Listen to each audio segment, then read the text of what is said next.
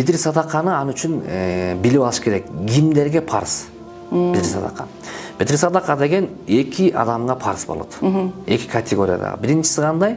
Зекет берген байга парыз. Милдеттүү да, мындайча айтканда. А зекет берген адам ким десе, аны жакшы билип алыш керек болот. Зекет берген адамдар ошол категорияга бөлүнөт зекеттин ичинде. Мисалы үчүн алтын 85 грамм алтыны бар болгон болсо, үйүндө жаткан болсо, 1 жыл айланган болсо, ана шарттары бар. Анда ошол адам байдын эсептерине кирет да, ал адам зекет бериш керек болот. Же болбосо акча, ошол 85 грамм алтын акчага чакканда азыркы муфтияттын эсеби менен 300 000 сомго жакын акча бар. Ошол сенин чөнтөгүңдө же банкыңда 1 жыл айланган болсо, анда сен байдын катарына киресиң дагы 1 жылдан кийин 2,5% акчаңдан беришиң керек. Же болбосо мал, жандар, кой, уй, төө, жылкы, мисалы койдон 40 коюң бар болуп 1 жыл айланган болсо, 6 айдан ашык эркин жерде оттогон болсо, уюң мисалы 30га жетип калган болсо, төөң 5ге жетип калган болсо, ушулардын бардыгы зекеттин шарттарына туш келип калган болсо, анда дагы байсың да. Же болбосо булардын баары жок, акыркысы содагерсиң, бизнесменсиң. Бизнес кылганда сенин содаңдагы обороттогу акча 300 000 сом же 300 000 сомдон көп, ошол 1 жыл айланган болсо, демек сен дагы шариаттын талабы боюнча бай болуп эсептелесиң дагы, сен дагы зекет беришиң керек.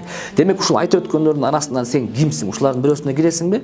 Кирем. Кирген болсоң сен шариаттын талабы менен бай болгон болосуң, сен биттир садака бергенге милдеттүүсүң. Экинчи катардагы адам бар, ал экинчи катардагы адам бул зекет бере турган адамдарга кирбейт.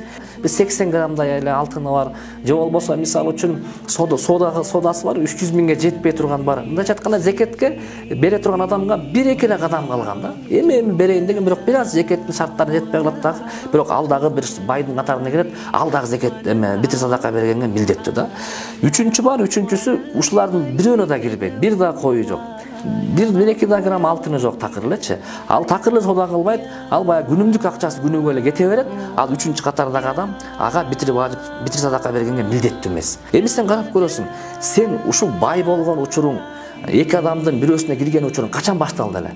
Бир айтышы мүмкүн 5 жылдан кийин башталган. Бир айтышы мүмкүн жок, мен былтыр эле ушул адамдын катарына киргем. Бир айтышы мен 10 жылдан бери ушинтип келдим содадан десе, ошол 10 жылдыкын эсептеп туруп анан берген болот. Экинчиси 5 жылдыкын эсептеп туруп берген болот. Бир айтышы мүмкүн мен бирөөнө да кирбейм. Мен ушу эптеп эле жүргөн адаммын. Ушу күнүмдүк дей турган болсо, анда сен өзүңүн ыктыярыңа кара дейсиң. Берип койсоң сооп болот, бербей койсоң күнөөкөр эмес деген нерсе болуп калат.